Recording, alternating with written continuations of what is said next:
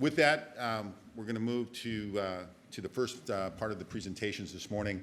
Again, I'm blessed to be able to have the opportunity to call Brian a friend, and I've gotten to know him during my tenure on the board with SBAM. My first introduction to him was when he was serving as Lieutenant Governor in the Snyder administration, and actually gave us a great tour of the Capitol on one of my events with the Small Business Association of Michigan. We are lucky we've got 2 representatives on that board, and so, well, I must also consider my friends from Mackinac Island, although all of my SBAM friends from below the bridge claim Mackinac Island as theirs. They are in the 906 area code, just so you remember that. So, but Brian has been a strong force and a strong advocate for small business. He actually has had the opportunity to sit at the table with the governor on many occasions on behalf of small business and representing small business. He has a great insight, and he is truly one of the best advocates that we have, and he is a big advocate of the Upper Peninsula of Michigan as well. And so he's a Michigan State Spartan, also Harvard. So he brings a lot of background, to this, but he also brings a lot of history, in the political realm, and a great connection to small business now. I'm honored to have him as our president and CEO of SBAM. Brian, if you don't mind, coming on up.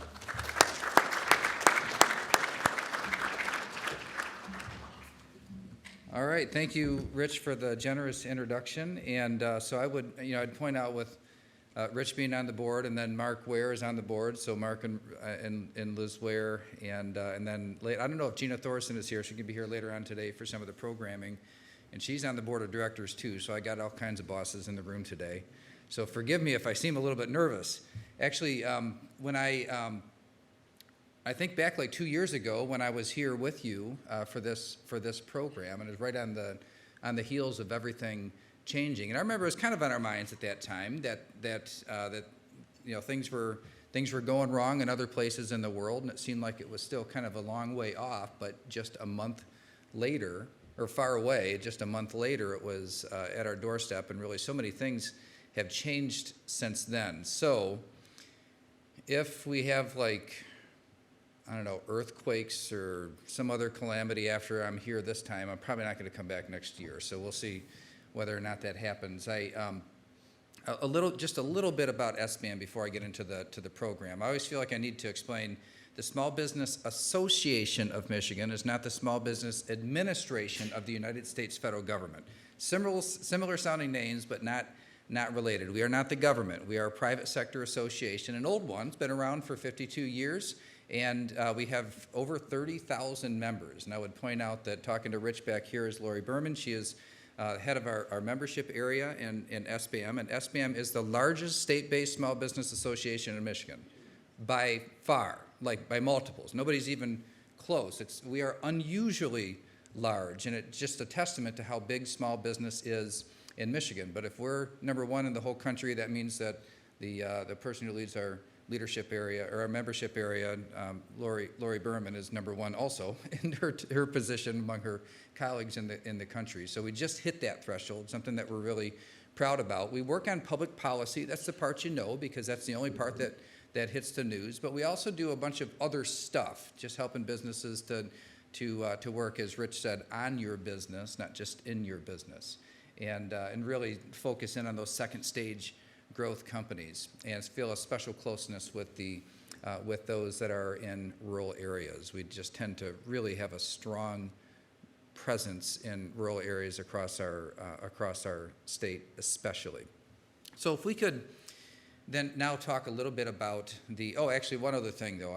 I did always wonder, is Mackinac Island part of the UP or the Lower Peninsula? And I didn't have a dog in that fight, but now that Mission Point is getting an award today, I guess that settles it. The award comes from Operation Action UP. You know that it is in fact settled. So if there's one big thing to communicate today, one point to get across, is that we need to stop waiting for normal to return, because we think about the pandemic as being a disruptor of things. But really what it did is it took disruptions that were already present in our economy and it accelerated them. And since those things were already happening, since there was already a trend line, in some cases a very impressive trend line, toward the adoption of different ways of doing things, and the pandemic just supercharged them or kind of hit a switch, and it happened overnight instead of 10 years. Since they were already happening, there really isn't a reason to expect that they're going to change back somehow now. And so just to give you a couple of examples, there was a time when it was kind of a novelty to pay for your gasoline at the pump. But today it's pretty much ubiquitous, right? But this idea of checking yourself out is not a new concept, but all of a sudden, there are many places where that's pretty much your only option today, and it's a sign of the workforce struggles and this kind of move toward automation. Remote work was a trend that was being adopted at a pretty impressive clip. Nothing compared to what happened after the pandemic. But since there was a movement toward that direction, naturally there's a benefit to getting people physically together, and so it's not like that's going to stop happening. But we shouldn't expect that there's going to be some magic day when everything changes and we all go back to working the same way that we did before, because again, it was already happening. And there's an example, things like remote meetings or telemedicine. These are trends that were already existed, and they started moving really, really quickly during the pandemic.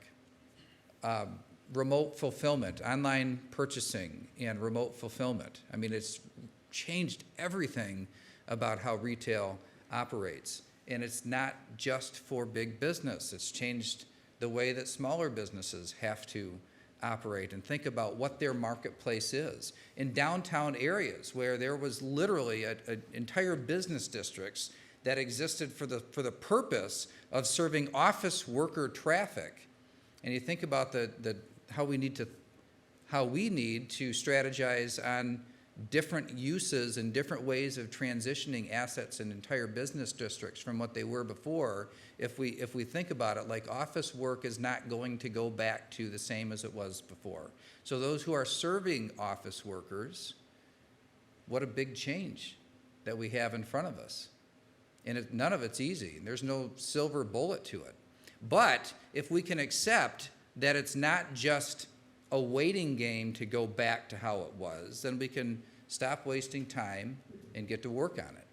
And that's what I hope that we can come out of this year, having looked back saying, 2022 is a year that we stopped waiting for it to return to normal, and we embraced what it was, and we built around it, led around it.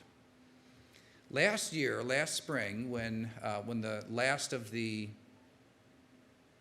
pandemic restrictions, capacity restrictions, business closures, those types of activities, when those finally ended, we saw pretty much immediately the priorities or the difficulties, the struggles, the obstacle to reaching full potential and recovery. It quickly shifted to finding enough people. And that was a pretty familiar problem, if you remember, before the pandemic. It's not like there were people everywhere. The talent shortage was something that we've been thinking about for a long time.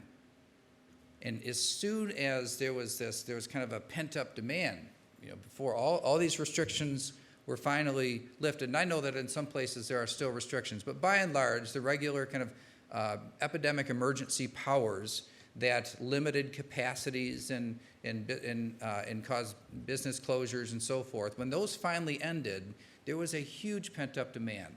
And then there was a demand for people. But people weren't necessarily ready to just jump back in. People built their lives. They found other ways of working. And so we started hearing straight away about a handful of renewed but more intensified problems. Workforce shortage being number one.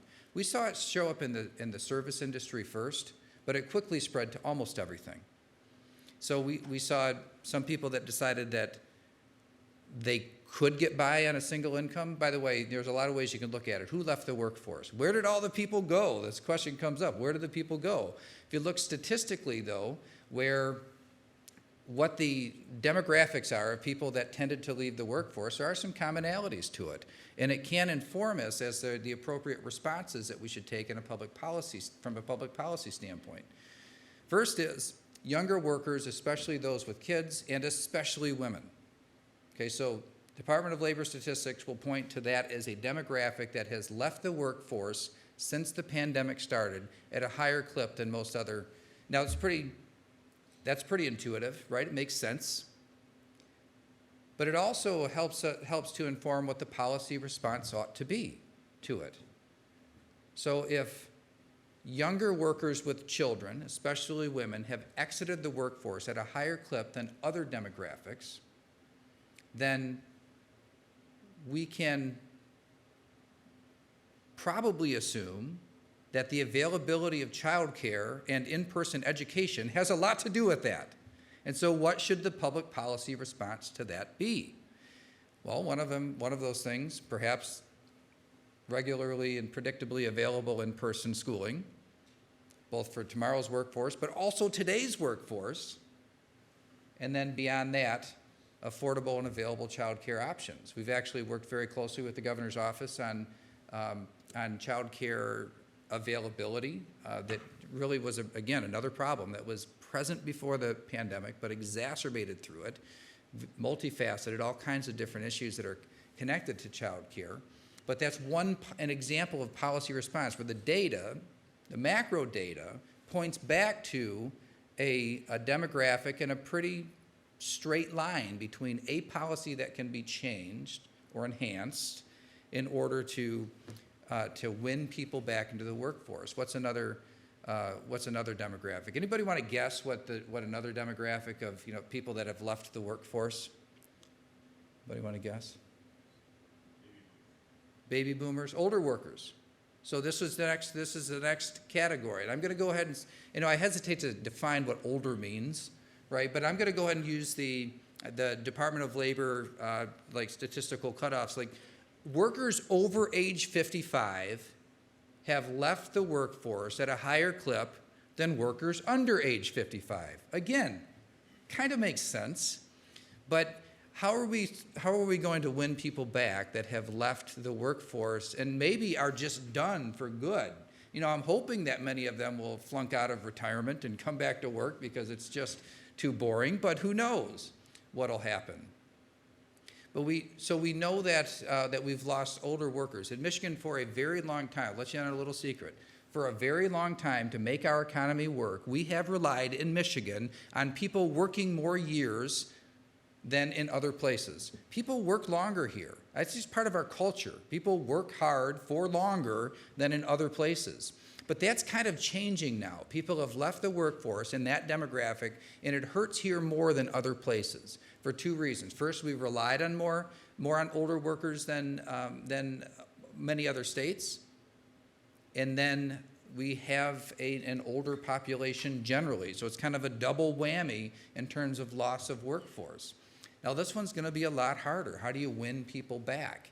And then you put on top of that the fact that an older workforce retiring has created a tremendous amount of opportunity for people to move in their careers. So you've heard of this phrase, the Great Resignation. The Great Resignation doesn't concern me as much as these other, demographics leaving for other reasons. The Great Resignation is more about people moving in their career, and there's a lot of transient impact. They haven't left the workforce. They've just gone to something better, and that part will, in fact, it already is settling down. And so there was a lot of turmoil over the course of this past year because of all of these changes that are happening. But we know that workforce, and we're going to get to it in a couple of slides in a few minutes, that workforce is not something that we can expect to snap back. Like GDP, when GDP goes down, like it did during the early months of the pandemic, when it goes down and the economy recovers, it kind of snaps back up, right? And this is what happens. Look at past recessions. You can see this is what happens. If you look at unemployment goes high, and then it kind of snaps back into kind of a normal range when the economy comes back. There's a natural recovery that happens. But labor force participation rate does not snap back. If you look at the last 3 recessions, including the one that we had in 2020, which was very short, but the one that we had in 2020, that labor force participation rate really hasn't come back the way that other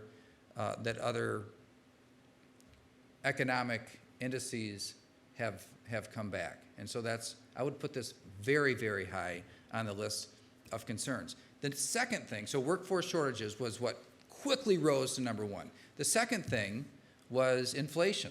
Now, inflation was something where I think that we can all be disappointed in the slow response that the Federal Reserve had to recognizing that inflation was real, right? We heard this term, transitory, that it was just a temporary impact and it was going to settle back down. And we saw it show up again in certain industries, like in service industry and retail, or restaurants especially. We saw it show up there really early, and it kept on spreading to other places. And it became apparent by late spring, early summer, that it wasn't just a quick impact that inflation was having, but instead was something that was really going to put the squeeze on businesses, especially small businesses that don't have purchasing power or marketplace power in what they charge. So when they sell stuff or buy stuff, the quantities aren't such that they're dictating the terms. Inflation hurts small businesses more than it hurts big businesses. And so inflation started to creep up early. And as we started sounding the alarm bell, we actually took an unprecedented step at SBAM. We focused mainly on state government. We don't spend a lot of time in Washington, D.C. But we actually took the step of opposing additional federal spending, which is just not something we normally get involved in, the federal budget and what they're doing. But we always wondered, how long can you deficit spend and how much can you deficit spend before inflation becomes a problem? Well, we saw year after year after year there'd be $500 billion to $1 trillion in deficit spending, and there was no inflation. Inflation stayed really low, so we felt pretty good about it. How far can you go? And then in this 1 year period, or just a little bit over a year, deficit spending went to about $5.7 trillion. $5.7 trillion. So the answer about when inflation becomes a problem is somewhere between $1 trillion in deficit spending and $5.7 trillion in deficit spending. But we found it, right? We know that it happened and it's real, and it's something that's really putting the squeeze on business. I like to just kind of randomly call on people in the restaurant business because chicken has been really hard. Like, what if chicken wings, what are the costs, how that changed from, a box of chicken wings? I don't know how many chicken wings are in a box, but I guess they used to cost about $40 and now about $120. I mean, that's a pretty extreme example, but an example of the type of change that has happened. What do small businesses do in response to that? Well, there's a lot of different responses. Sometimes you just don't have things available, or you can't charge what you have to charge to get it, and so you just have to scale back what you can offer, how much you can offer. Sometimes you can raise prices, right? But there's a lot of changes that are happening in both. You put these things together: workforce shortages, and then inflation and availability, and then I'll tack on the third one for the purposes of the broader discussion, which is supply chain disruptions. Now, the supply chain is starting to finally heal. Right, sometimes, it's funny, like we might not think that we're tied into or connected to the global supply chain, but we all are. Standing here in Marquette, Michigan, everything that we do here is tied to a supply chain that in many cases stretches across the entire globe. And so disruptions in other places in workforce and supply and just the regular distribution of things, that disruption can have a ripple impact that affects all of us. And so we put those three things together, and these are really tough challenges to deal with. I wanted to share with you the 2021 Entrepreneurship Scorecard Report. Now, I couldn't possibly go over everything. In fact, I want to just keep track of the time to make sure I don't go further than I'm supposed to here, but the entrepreneurship scorecard report is something that we put out every single year as part of a collective effort with several other organizations that are part of Michigan Celebrate Small Business. That's a 501c3 that SBAM is the managing partner of, but includes a lot of different organizations that are involved in small business. And so we come together, and one of the projects that we do is the Entrepreneurship Scorecard Report. One of the other things that we do is to vet and select the 50 companies to watch, a statewide list, and there are UP companies on that list every year, nearly every year, and we'd encourage you to keep track of that and apply. I think next year, because now that I'm the CEO of SBAM, I'm one of the judges, so you know a guy if you apply. I want to point out the first thing is that let's see, a couple margins got screwed up on this, but going into the pandemic, we look at a couple of different indices. So we look at entrepreneurial climate, entrepreneurial change, and entrepreneurial vitality. The reason that we do an entrepreneurship scorecard is because the condition of the entrepreneurship economy, the economy for small businesses and entrepreneurs, it's different than for the economy at large. So you can look at top-line economic statistics all day, and they can be going in one direction. But what's happening for small business can be a totally different picture and story. And so that's why this report was originally started. So looking at entrepreneurial climate, that's like an absolute standing as of right now, where is Michigan relative to other states? And we had been kind of middle of the pack. If you look way back to 2009, the Michigan was kind of back end of the pack. So we went from there to like middle of the pack, but we've been kind of stuck there. Entrepreneurial change looks at the rate at which the entrepreneurial economy, the small business economy, is growing or moving forward. It's a composite index. A lot of things go into it. But this is an area where, and by 2019, it had started to slow and really fall off, 44th in terms of growth of the small business economy. So going into the pandemic, it was already slowing down compared to what it was before. Again, we had been kind of, we used to be back into the pack. We made it to kind of middle of the pack status, but then it started to fall off. And then entrepreneurial vitality is more of a complicated index, but to oversimplify it, it's like, what is the relative size of the small business economy compared to the overall economy? In other words, it's kind of a big business, small business comparison, looking at the relative changes year by year. And by 2019, big business was already growing a lot faster than small business. That was not the case earlier. We're kind of, again, we had made it from back of the list to middle of the pack for a while, and then had started, so coming into the pandemic, small businesses were already kind of on a relatively shakier footing compared to what had been experienced a bit later, or a bit earlier. So one of the things I wanted to point out, or share, thanks Rich for that. One of the things about the pandemic, I don't say words all day, every day anymore, so sometimes when I get into it, I find that my voice isn't quite as strong, but I will not have a problem making through this. So small businesses open, or small business open, this is a new concept. This index did not exist before. It's not an SBAM developed index. The tracktherecovery.org is the one that came up with this. Now, when a small business closes, there's no big press release on that. Right? They just quietly close the door. We don't have any way of knowing exactly how many businesses made it and how many didn't. We know some industries struggled more than others. We know that some actually excelled during these times.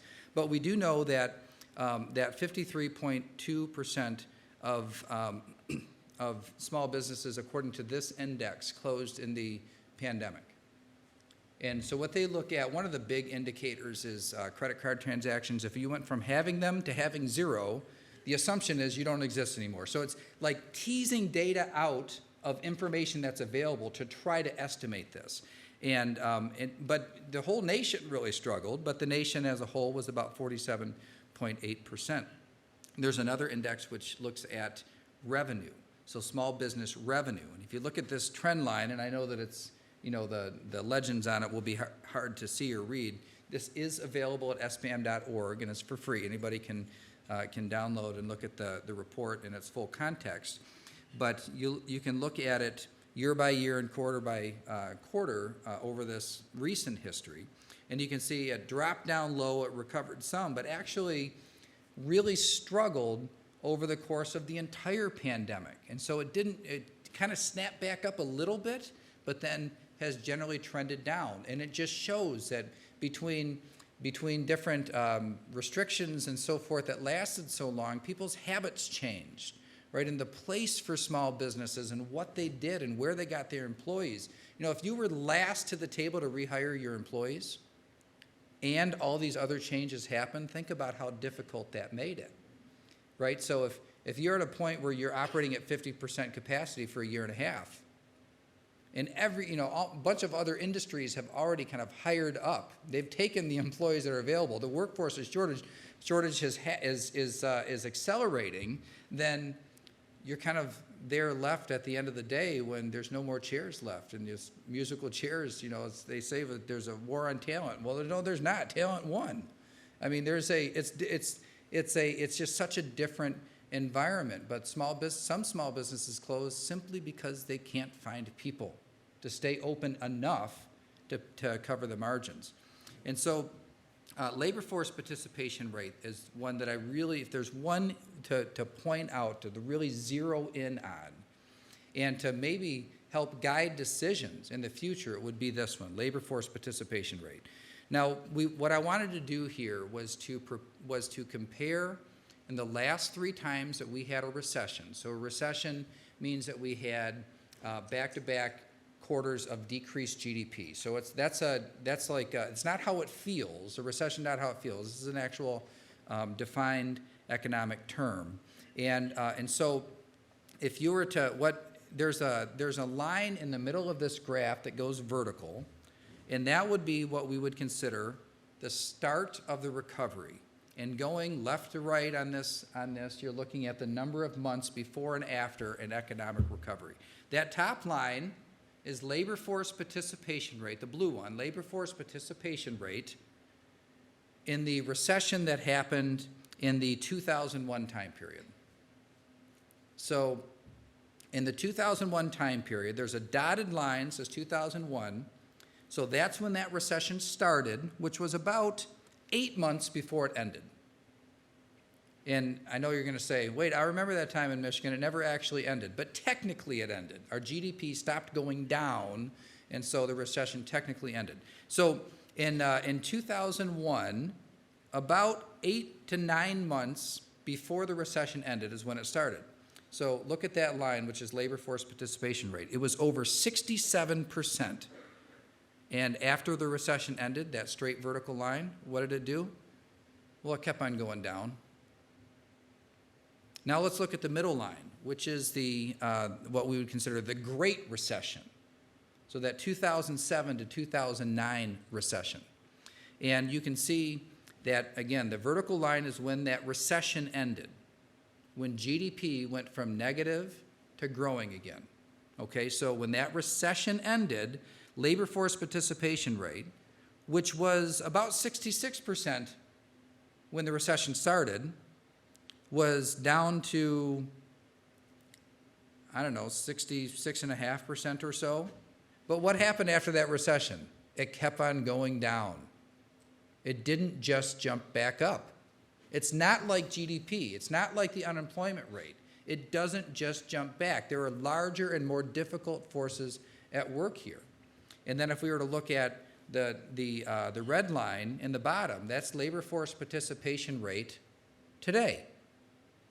And so you'll see that the red dotted line and the solid vertical line are very close together because this was a very short recession. In other words, our GDP shrunk for a very short period of time. When that ended, we did see it jump back up a bit, because there was kind of an exaggerated impact on workforce participation because things were required to be closed. Every state has a graph that looks kind of like this. But but when it came back, it did not come back as much as before. And by the way, what I'm showing you here are the nationwide numbers. If you look at everything in Michigan, just subtract about 2% off it.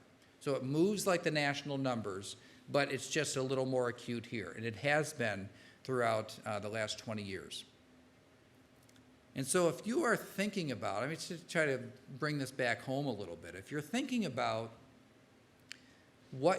decisions to make for the long term, and you're struggling with personnel, maybe your decision point is, do I change my wage scale? Maybe your decision point is, do I accommodate a desire for workers to work remotely even though I don't want to?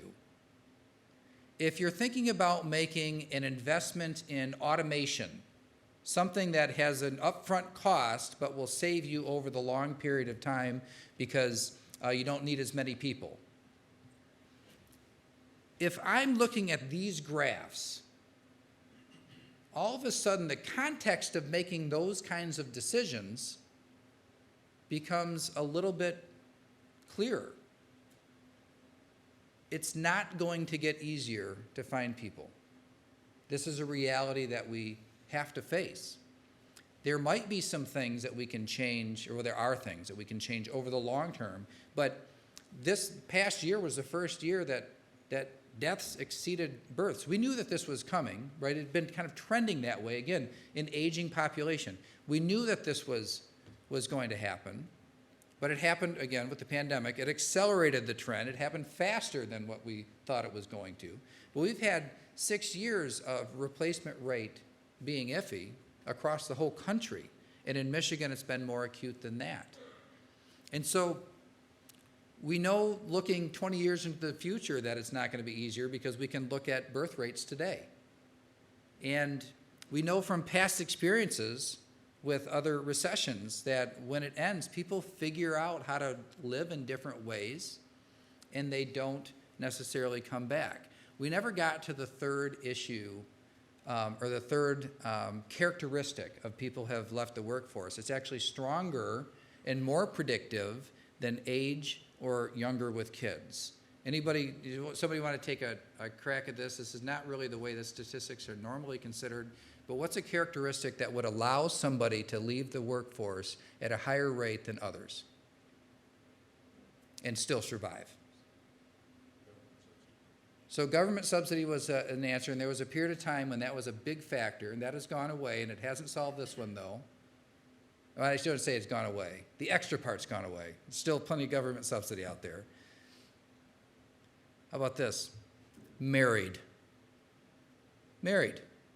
People who are married have left the workforce at a higher clip than those who are not married.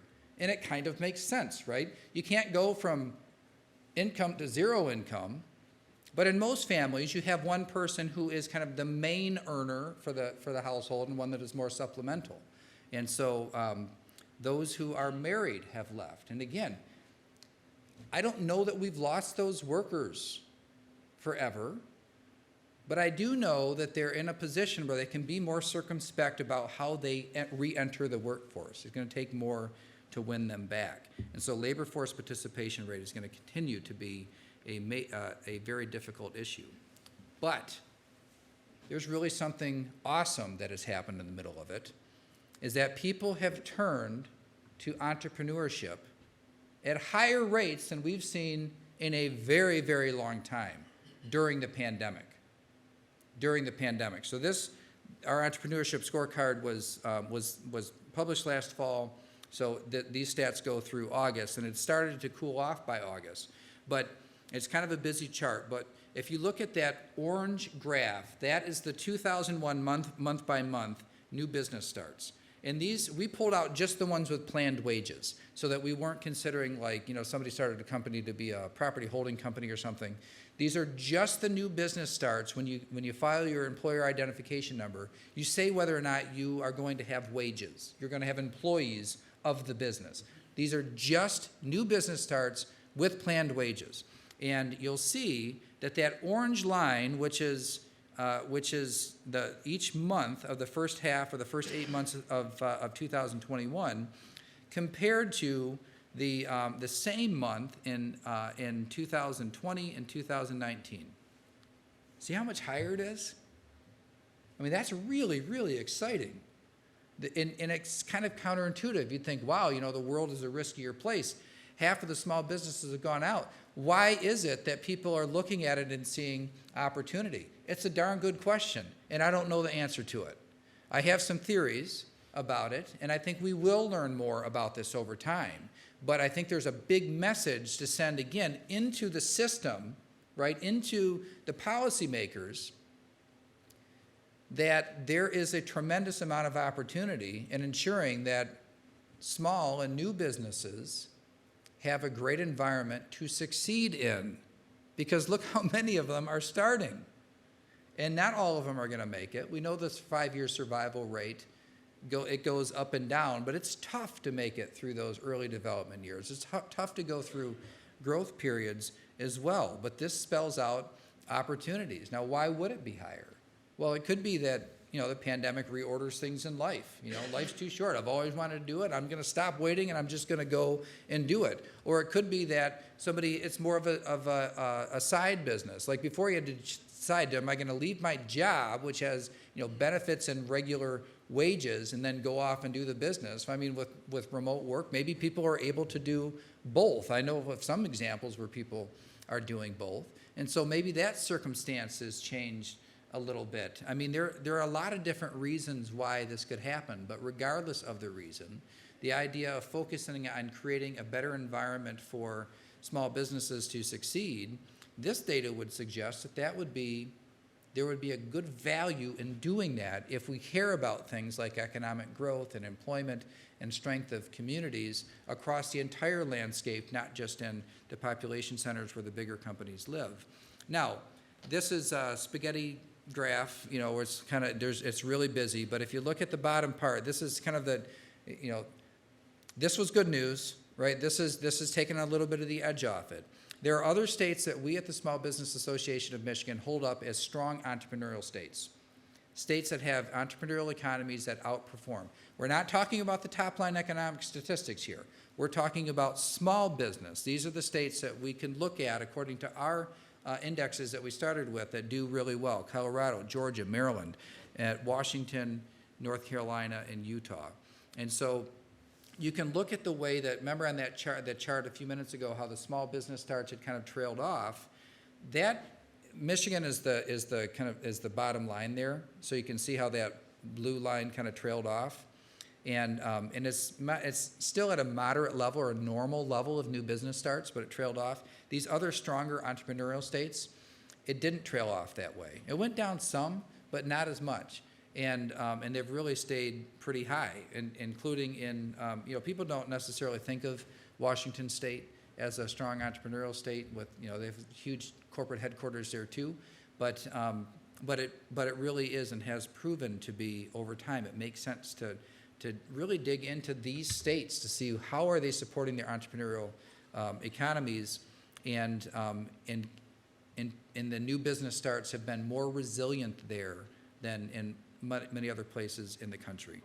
A little bit of good news or hopeful news to share is that we should expect right now for things to really turn on compared to the last two recessions. I've only got the 2008, the Great Recession here, but if you were to look at that shaded time period, that's the time when we were in recession, in formal recession. Again, I know it feels like the 2001 through 2009 was like one big recession for us, but there was a period of time in between when the GDP stopped shrinking. But if you look at, in this case, we're talking about establishment growth, so we've got the growth in new businesses. You can see after the last recession that about a year later, you saw new business growth take off. That's what we've seen today too. And then if looking at employment growth, we saw the same type of thing. More of a straight line. After the recession, employment growth came right back. In Michigan is the light blue line, so you see it was a little bit more delayed here, but it did come back. So this is the time, like right now is the time when we should expect establishment growth and employment growth in our state. The frustrating part, because there's demand for it and we can feel it, the frustrating part is finding the people to fuel that growth.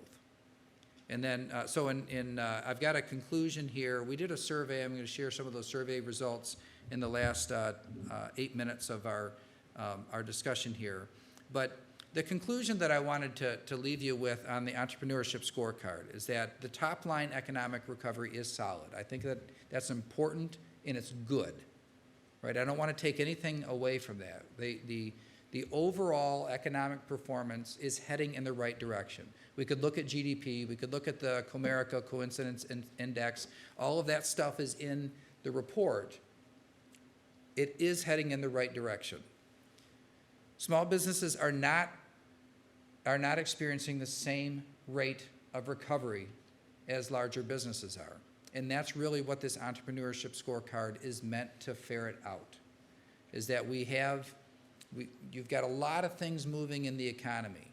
And I could point even on individual industries where we say, look, this industry is, take the restaurant industry, right? Are they up or down? Well, it depends, right? If your business was literally designed and your food and packaging was made for takeout or delivery, then you probably just had the best 2 years of your entire operation. But if what you were selling is experience, people being there present in person with you, you may have struggled to even keep your doors open. And that keep your doors open for a lot of different reasons. Maybe because you couldn't find chicken wings and the most popular thing on the menu, or you couldn't find people, or you had to reduce and it wasn't enough to cover the overhead. But small businesses are not experiencing the same rate of recovery. Michigan is still, at this point, I think it's safe to say that the small business revenue and closure experience in our state is about 10% worse than across the country. And so the fact that we were kind of coming into the pandemic, we could see with those indexes that it was kind of softening, that the footing wasn't as strong, and so it deserves attention. But it doesn't mean that there's not demand, right? This is the most frustrating part. I don't think it has to be that way, but for the fact that we have rising costs and staffing shortages that are really squeezing the margins and holding back reaching full potential, small businesses from reaching their full potential. But there's reason for optimism, but also caution. There are a lot of new business starts, and we should pay close attention to that. I'll just go real quick through our most recent survey. I like to compare this one with this one, all right, because I think this tells the story about small business. So go back to the first one. So first we ask just how are you feeling about the prospects of your business, how well your business is doing. And so these, the different colors are different. We asked in June, we asked in September, and then in January, so 3 quarters at a time. And while the numbers changed a little bit, you can see that those who are feeling somewhat optimistic over how their business is going to do in the next 6 months is the biggest. It's the plurality, so somewhat optimistic. In the short term, I'm somewhat optimistic. I've noticed this about entrepreneurs, that they're very optimistic people, but you kind of have to be, right? In order to even have the audacity to try something like this, you have to be optimistic. But when we ask the question about how do you feel over the long term, look what happens. Very optimistic is the biggest one. I love this because it tells us, and it's been so consistent, as long as we've been asking this question, that there is like this attitude or spirit, which is that whatever it takes, I'm going to do it. Somehow, I'm going to make it.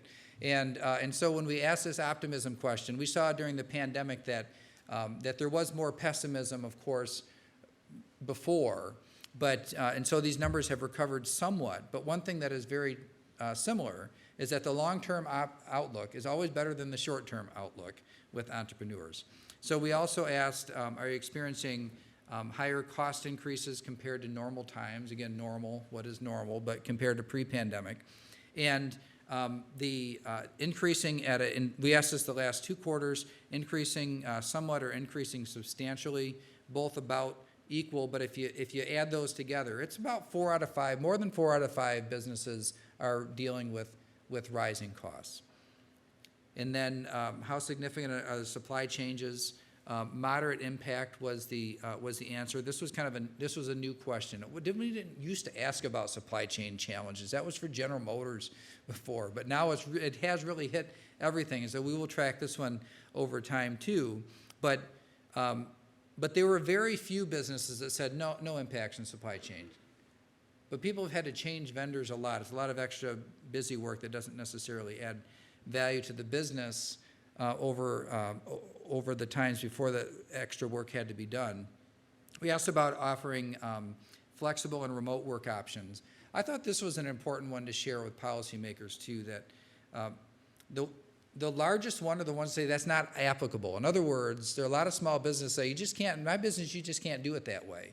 I think about later on, Gina Thorson from Stormy Cromer will be here. I mean, what are they going to do? Send the sewing machines home with people? Right? People have to come in to make the stuff, and so not all businesses can just go to a remote work environment. So when we do ask employers about what they're doing to attract workers, we see that there's a bunch of them that are offering remote work options or more flexible schedules, but that doesn't work in all types of business. And in this case, it's about half of small businesses tell us it's not even applicable in the way that we run our business. And then we ask about gross revenues and how did they compare to the previous year? And we ask this again quarter by quarter.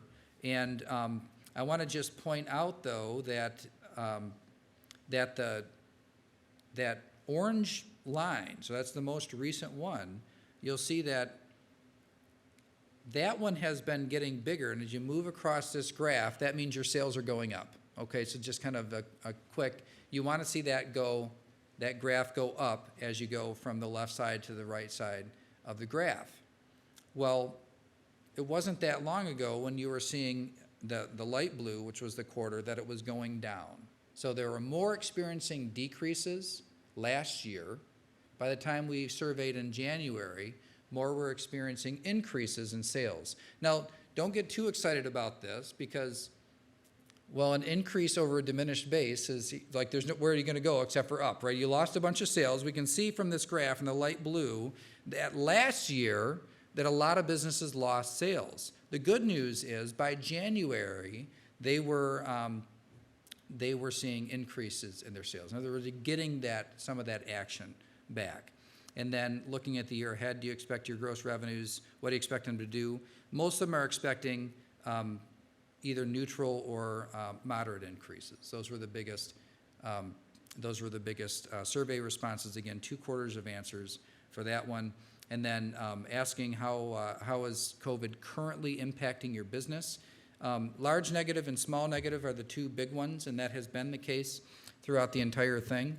I expect the reasons behind saying negative, because we'd think, all the restrictions are lifted. Why are you still saying it's affecting your business as negative? And it's because we still have the hangover of workforce shortages and supply chain struggles and inflation, which are all tied to either the pandemic or the government's response to the pandemic. And then are you having a hard time keeping your business fully staffed? And what we see is that pretty even between businesses that are saying, no, it's no harder than pre-pandemic times, some that are saying, yeah, it's somewhat harder, and others that are saying it's significantly harder.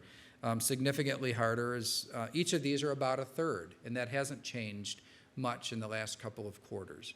And so it's at least somewhat harder for 2 out of 3 businesses, and it's a lot harder for 1 out of 3 businesses. Again, according to our membership survey, and ours is the best because we have 30,000 members. So the other thing that we had asked, just generally speaking, we didn't make them pick which one is the most serious, but we gave a very long list of issues that could be a problem, and what are the problems facing your business? And the top 3 were workforce, inflation, and supply chain. So not particularly surprising, but I do want to point out that we asked about, and very few said access to financing or capital. And we hear a lot about that in terms of the government response is access to capital, access to capital. Well, banks and credit unions are sitting on a lot of capital right now. And there isn't a lack of money to lend. And so we're not hearing from our members like we were, say, back in 2008 and 9, that access to capital is one of their main problems. Really focusing in on these three makes the most sense. So I really appreciate the invitation to be back here today and to just share what's going on across the country, around the state, within different industries, especially those industries that dominate the landscape in more rural areas, small businesses. And in this, I think that this scorecard report is really quite instructive. But if there's one takeaway from the whole presentation, it is that if you're still waiting for something to change, stop waiting. These issues that are with us today are not going to snap back. This is the environment we have to work in, and this is the environment we have to figure out how to be successful in. I also want to encourage you to stick around for the sessions later on today too, because there's a great opportunity for to really engage in a discussion on some important issues. Again, you work in your business every single day, and working on your business is something that we hope to do together with you this afternoon. Thank you all. Thanks, Brian. Is this on? We've got a few minutes for some quick questions, and would encourage you, if you have some questions of Brian, to bring them up. Just raise your hand. We've got a couple mics we'll bring around the room. Great content in what SBAM does as far as collecting this data. I've got a quick question for you, Brian. I know you interface with the governor and the other folks in the Capitol quite a bit. Is there any business-focused legislation that's coming forward that we should be looking at or finding ways to get behind? I know the advocacy for small business is a big part of what ASBAM does. Yeah, there are several issues. There's no silver bullet, but there are several issues. First is that implementation, there's a lot of resources allocated for child care services. Availability of child care in the UP is more difficult than most other places, and it's not easy anywhere in the state. And so ensuring that things like the tri-share model gets a pilot, the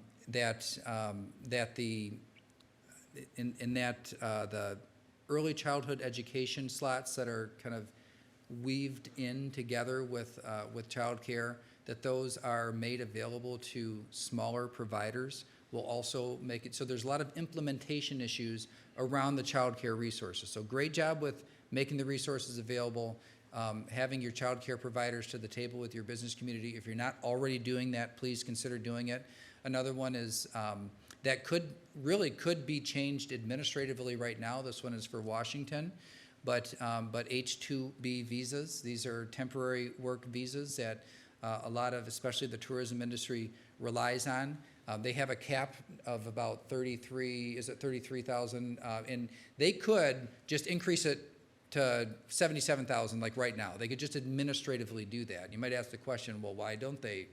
I thought it was just Republicans didn't like immigration. It turns out that there's some difficulties with unions as well, and so Democrats aren't so quick to make these types of changes. But if something doesn't change with H-2B visas, you will not recognize next summer in northern Michigan. It will look very, very different.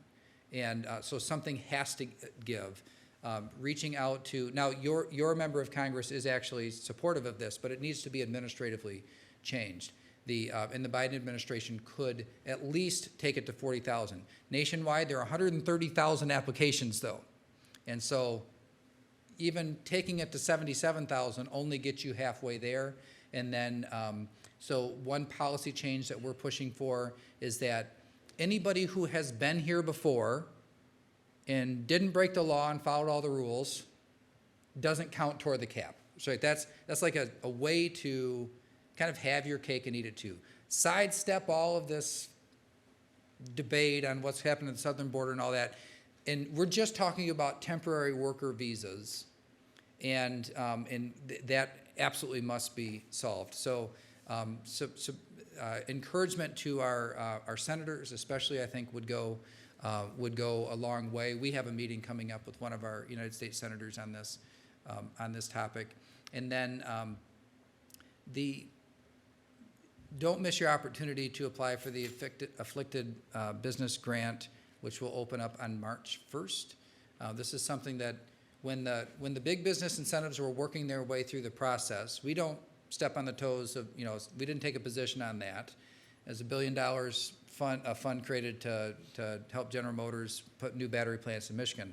That's all fine, but we took that as an opportunity to say, but small business is actually, everybody says it's the backbone of the economy, right? We have a drinking game at SBAM. Every time a politician says backbone of the economy, we take a drink. But thing is, we love the words, but we want the actions to follow it. And so when we saw that go through, we said we want to see then small business support come alongside of that. And the afflicted business grant application, it's kind of a plug and play. I think Treasury, it looks like Treasury is doing a really nice job at the application they showed us last week.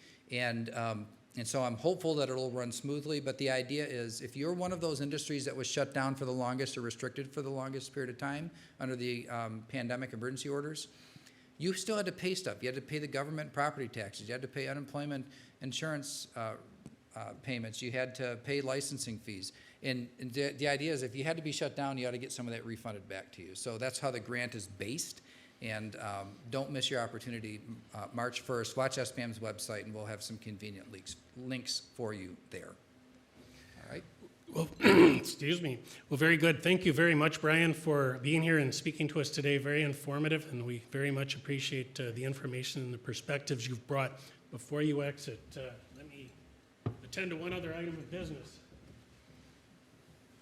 Again, very much appreciated. Thank you. Thank you.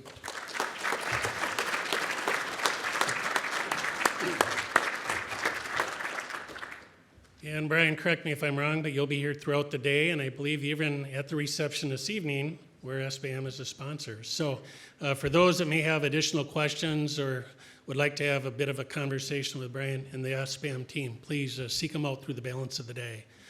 Well, if you're following along with the agenda, you know that we are at our first networking break. Let's go ahead and break. Let's be back promptly at 10:30, where we will begin to move on to the next part of the agenda. Thank you.